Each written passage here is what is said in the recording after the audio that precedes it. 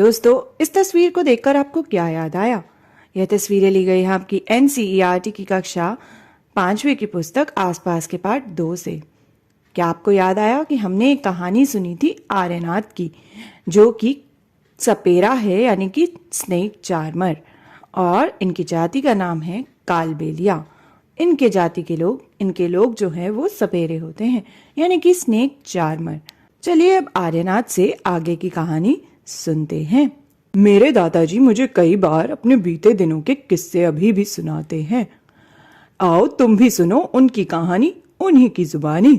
तो चलिए हम भी सुनते हैं आर्यनाथ के दादाजी की कहानी उन्हीं की जुबानी। यह देखिए तस्वीर, और चलिए सुनते हैं कहानी। मेरे दादा परदादा सभी सपेरे थे। हमारी जिंदगी सांपों से ही जुड़ी रही। कंधे पर कावड़ जैसी पिटारी लटकाए हम एक गांव से दूसरे गांव घूमते। हम जहां भी जाते हमें देखकर लोगों की भीड़ इकट्ठी हो जाती। फिर हम पिटारी में रखी बांस की टोकरी में से निकालते अपने प्यारे सांप। सांपों का नाच देख लेने के बाद भी लोग वहीं रुके रहते। उन्हें पता होता कि हमारे टिन के डब्बे में उनके कई रोगों की दवा होगी। ये सभी जड़ी बूटियां हम जंगल से इकट्ठी करते। मैंने भी यह सब अपने दादाजी से सीखा। मुझे अच्छा लगता कि जहां डॉक्टर नहीं है वहां भी मैं अपनी दवाइयों से लोगों की कुछ मदद कर पाता। दवाइयों के बदले लोग हमें कभी अनाज देते तो कभी पैसे। बस इसी तरह गुजर बसर हो जाती। कई बार मुझे ऐसे घरों में भी बुलाया जाता जहां किसी को सांप ने काटा हो। तब मैं सांप के टंग के निशान से यह जानने की कोशिश करता कि किस सांप ने काटा है। उसे मैं सांप के काटने की दवा देता, पर मैं हमेशा समय पर नहीं पहुंच पाया हूँ। जानते हो ना, कुछ सांप ऐसे भी होते हैं जिनके काटते ही जान चली जाती है, पर ज्यादातर सांप जहरीले नहीं होते। तो आपको पता था कि ज्यादातर सांप जो है वो जहरीले नहीं होते। कभी कभी जब कोई किसान सांप सांप चिल्लाता हुआ भागा आता, तब मैं ही उस सांप को पकड़ता।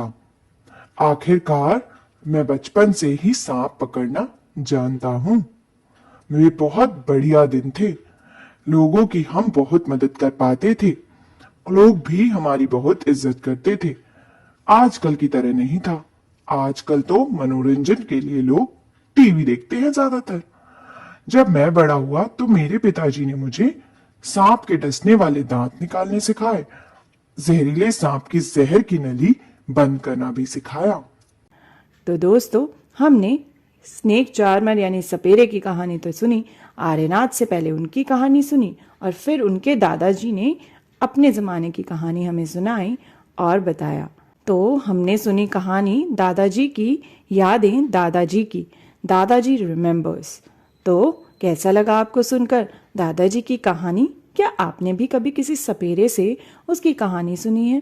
जैसे दादाजी बता रहे थे कि अब ज़्यादातर लोग मनोरंजन के लिए टीवी देखते हैं, लेकिन उनके ज़माने में उनकी बहुत इज्जत थी। क्या आपको भी ऐसा लगता है? क्या आपको भी लगता है अब पहले की तरह सपेरे जो है वो नहीं दिखाई देते? क्या आपने अपने आसपास सपेरों को देखा है? कितनी बार देखा है आपने अपने आसपास सपेरों को? सोचिए तो ज़रा और याद करने की कोशिश कीजिए कि कब देखा था।